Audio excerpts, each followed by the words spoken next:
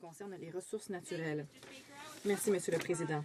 J'ai été surprise que ma question à l'intention du Premier ministre le 5 décembre, juste avant la pause pour les fêtes, a été considérée comme relevant des ressources naturelles, puisque je pense que cela relève davantage des droits des Autochtones.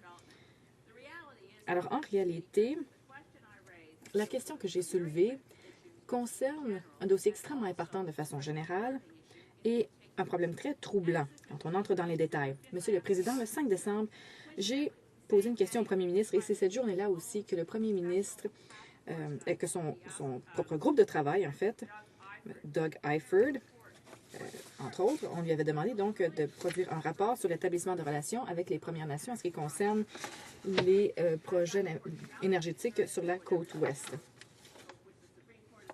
La Cour suprême a indiqué bien clairement que le gouvernement fédéral, en fait, les gouvernements provinciaux et les entreprises qui traitent avec les Premières Nations, leurs droits et leurs territoires, que ces entités, donc, doivent, en vertu de la Constitution, mener des consultations avec les Autochtones avant de procéder au développement des ressources sur leur territoire. En fait, dans le rapport, on demande au gouvernement de garantir l'inclusion, la réconciliation et de prendre des mesures. Monsieur le Président, lorsque j'ai soulevé cette question auprès des premiers ministres, j'ai parlé de la situation troublante dans une communauté Mi'kmaq à Elsipogtog. La communauté s'était fait présenter un projet énergétique en ce qui concerne la fracturation. Et les communautés environnantes appuyaient la communauté autochtone parce qu'elles s'inquiétaient aussi des conséquences. L'entreprise qui voulait faire de la fracturation hydraulique, sa proposition a mené donc à des manifestations et des arrestations.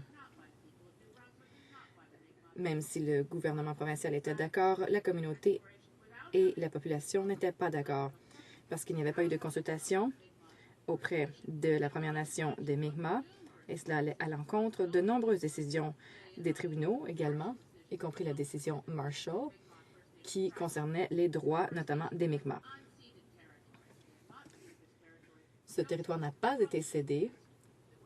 Aucun traité ne pourrait permettre ce qui se produit au Nouveau-Brunswick, étant donné les pressions qu'on exerce sur les Premières Nations pour permettre la fracturation hydraulique. Alors, ce que j'ai posé comme question au Premier ministre, c'est que dans le contexte, et je vais citer ma question, dans le contexte des tensions montantes dans la région, est-ce que le Premier ministre reconnaît qu'il est lié par la Constitution et qu'il doit veiller à ce que les Mi'kmaq d'Elsipogtog fassent l'objet de consultations avant qu'il y ait fracturation sur leur terre? Le Premier ministre a répondu en disant qu'il comprenait ses obligations et qu'en fait, il venait de recevoir le rapport auquel j'ai fait référence, le rapport de M. Eiford. Cet incident me préoccupe énormément. En tant que représentant de la Colombie-Britannique et en tant que député de Saanich Gulf Islands, je dois dire que j'ai constaté une grande anxiété à l'égard d'un pipeline qui pourrait traverser les territoires autochtones, là où les Autochtones n'en veulent pas. Si ce qui s'est produit à Elsipogtog se reproduisait en Colombie-Britannique, cela m'inquiéterait beaucoup, puisqu'il n'y a pas eu de consultation, il n'y a pas eu de réconciliation, il n'y a pas eu d'établissement de relations. La GRC a plutôt mené des arrestations, alors que jusqu'à ce moment-là, les manifestations avaient été pacifiques. Et je pense qu'on a besoin d'explications. Honorable secrétaire parlementaire, merci beaucoup, Monsieur le Président. Et je suis ravie d'informer ma collègue que la fracturation relève surtout des administrations provinciales, elle le sait probablement, mais je dois dire que mon gouvernement s'emploie toujours à respecter ses obligations constitutionnelles. Les consultations auprès des Autochtones font partie de nos initiatives responsables de développement des ressources et je suis content de pouvoir expliquer comment notre gouvernement veut renforcer la participation ou accroître la participation des Autochtones dans le secteur des ressources au Canada.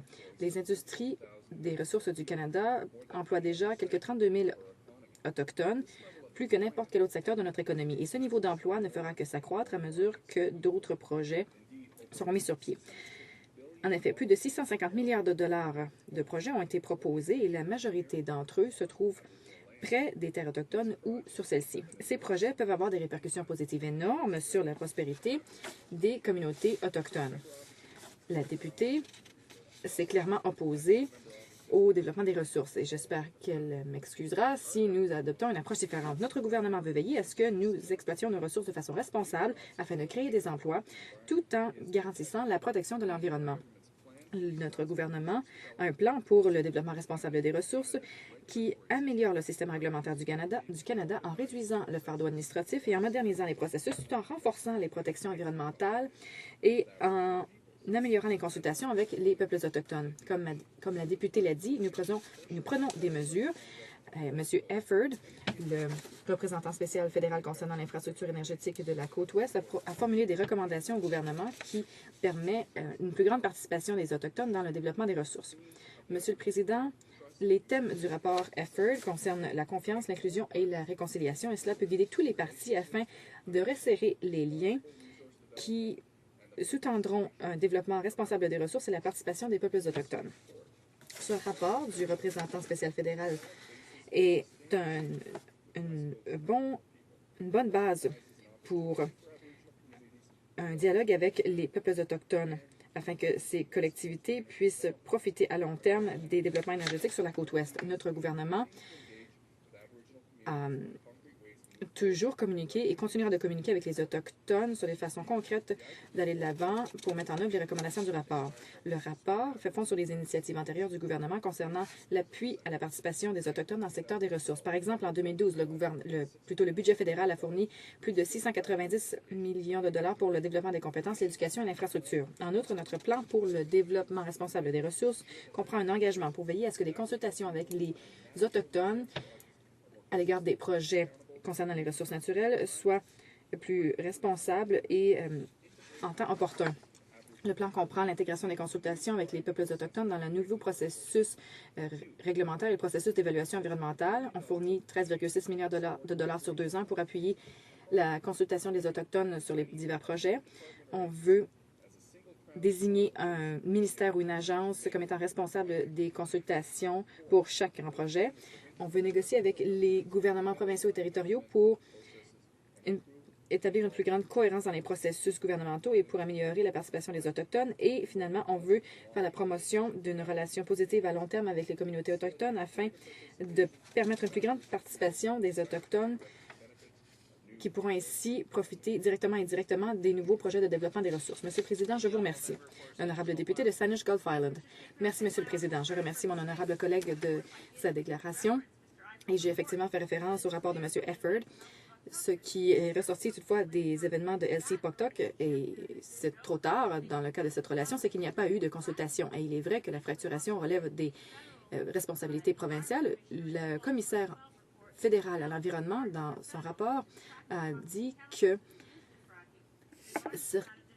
Environnement Canada n'avait même pas la liste de tous les produits chimiques qui sont utilisés dans la fracturation.